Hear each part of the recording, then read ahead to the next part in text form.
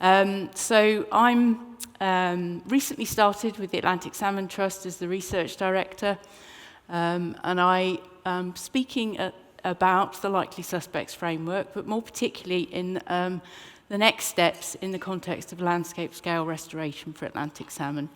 I am not somebody who has worked on the likely suspects framework, and I've got many people to thank for the contribution to some of the slides in here and the work on the likely suspects framework, and also particularly to Rasmus, who unfortunately I didn't credit here, but is very much part of the Missing Salmon Alliance and the team. So just a little bit about me so that you can understand where I'm coming from in the next rest of the presentation. I started off growing up in the southern England by the chalk streams, and I was particularly spent many hours watching kingfishers. And then I went on to study at university, and I basically looked at montane scrub in the Wester Ross in western Scotland. In the Highlands, and then I also went on then to do research looking at long-term vegetation history using the methodology of studying vegetation through pollen analysis, taking cores from peat bogs, and I'll come back to that later. So I then really looked at the way in which that long-term information, long-term ecological information, can be used for studying landscapes and landscape ecology. And this is actually the River Spey and the Inch Marshes in the Cairngorms in Scotland. The picture with the castle, that's actually on the River Ness and Inverness. And it's really, I came to realise that it's not just about the species and the biodiversity and the dynamic interaction of those species, it's very much about people in those landscapes and how they interact with the biodiversity and all of the interactions that occur in those landscapes. And it's about tradition and culture. There are thousands of years of people interacting with Atlantic salmon across the whole of their distribution and range. And this just illustrates that. You know, have a Pictish salmon carved into the stone, and then, you know, a very modern memorial bench for an angler who loved fishing the River Ness. So, this goes back to the peat core picture that I showed you earlier. Landscape stability and change. This is something which you can, this diagram, I'm not going to show you a lot of pollen data and vegetation history from showing pollen data over thousands of years. I'm just going to show the output from that, which is this diagram, which shows stability and change and instability, and disturbance phases over thousands of years. So here we have this period of time here, which was from 6,900 years ago to 4,400 years ago. This is a period where, although there was change in the vegetation, overall it cycled around, mainly around alder and hazel woodland with some elm. And this cycled around birch and oak. And so this went round in stable cycling. If you had been there, you'd have thought that there was a lot of disturbance, a lot of change. But over the long term, that landscape was actually stable, and just stable changes in vegetation.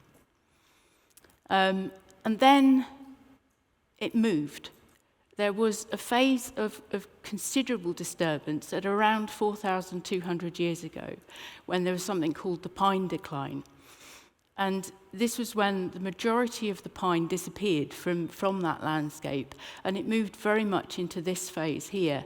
And there were birch, and what you see in the red record, the vegetation record, is a lot of agricultural activity. And it was really that change from 4,000 years ago to here. And one of the things that we think actually caused that decline was a change in climate, possibly triggered by volcanic eruptions in Iceland and the Hekla eruption. I felt I had to get an Iceland link in here. And then from about 500 years ago, we move into another phase, a jolt into another disturbance phase. And really, this is now ongoing. There hasn't been a return to that stable phase. And that actually that period of time now is where we are in what's now known as the Anthropocene, where there is just continued disturbance of significance, and it hasn't gone into any sort of stable phase. Now, this is obviously showing that vegetation history in northern Scotland, but that type of ecological understanding and those changes is something that can be looked at in many places. And in fact, some of that could be looked at in terms of the changes in Atlantic salmon populations. So, a cultural landscape then, in that context. And I'm going to talk about the likely suspects framework in a moment. But you can see here that you have, a cultural landscape is where people are interacting with that diversity of species, and you have people are in a they're interacting with their landscape. So this diagram, and I will come to the likely suspect framework and the way that it fits with this in a moment, but it links with the way in which people have connected through local knowledge, traditions and practice, cycle through to salmon survival, salmon abundance, and back to those local knowledge. And where you get that working, you have that understanding of salmon, which we've been hearing all about and all about the science, but it's the way that people interact with their local knowledge, their traditions and their practice. You get that sustained through then understanding the way in which that the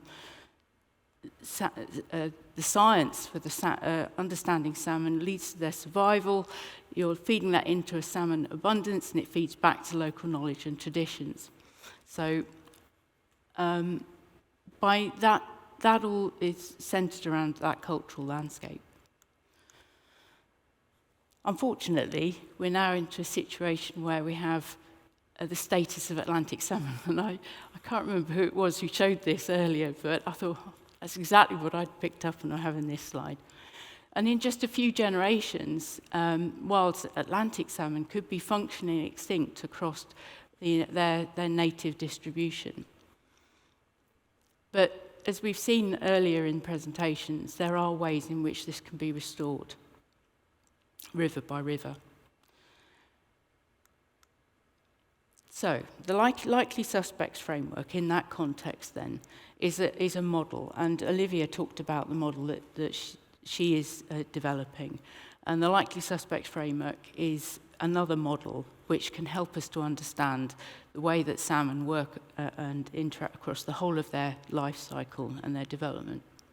And it's to provide managers with that access to high-value decision support advice that will consider their management activities within the context of all the other factors that come into play. And it's gathering, analysing and synthesising big data from across the whole life cycle of those salmon. So a lot of what it's doing is pulling together data that is already out there and using it to form a model which can then be used to manage, for managers to use to make decisions about the way in which salmon are responding to restoration activity, for example, in their catchments. So this is a diagram that's come from Colin Bull, who leads the Likely Suspects Framework team. And it's really showing what the drivers are that are being used and fed into the Likely Suspects Framework, where the data's coming from, and all the factors that are there.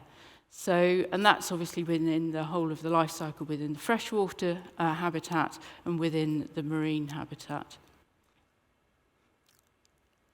And this just shows in more detail, really, what that life cycle and the drivers are being fed into that life cycle approach.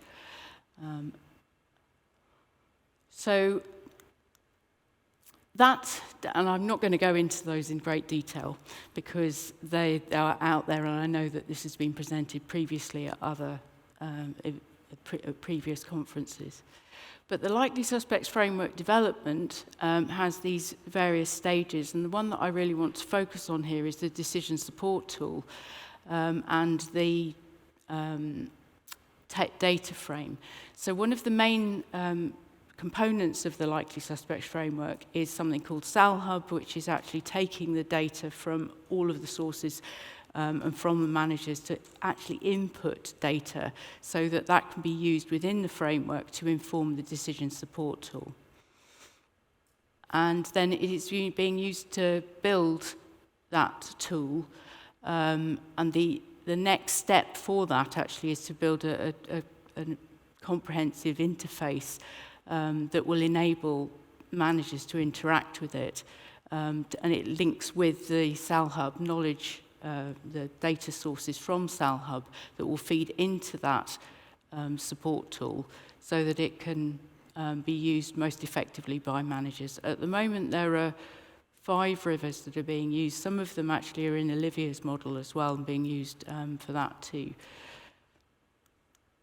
And it includes the Froome and the Burrashall. So the evidence and solutions and partnerships are what form this cultural landscape for salmon managers and for all of the communities that are interacting within those landscapes. And one of the most important things about this is that if you use that you're trying to bring all people together within the communities in those cultural landscapes to actually interact and understand how the salmon can be protected and provide that barometer for change within rivers and whether and we've seen the way in that can be measured. If you're doing that, you're then engaging with everybody across that community. And the likely suspects framework is one of the tools, one of the models that can be used to inform that policy making and the policy, and the government policy that will actually change it. So when we were talking about aquaculture earlier, it's one of the ways in which you can engage with those questions, those issues, which are really polarized and difficult to address. And you can actually bring people together through using those types of methods in social science to ensure that the models, like the likely suspects framework, are actually utilised effectively for salmon restoration within those cultural landscapes. It's amazing where you see salmon presented within places. You see it in all sorts of places. And saw this one and thought, you can have a fantastic piece of stained glass representing a salmon on a door that says that. And I think that actually summarises quite well how you can have that interaction between people and the biodiversity and restoration of salmon in those landscapes. I did have one picture of salmon. Thank you.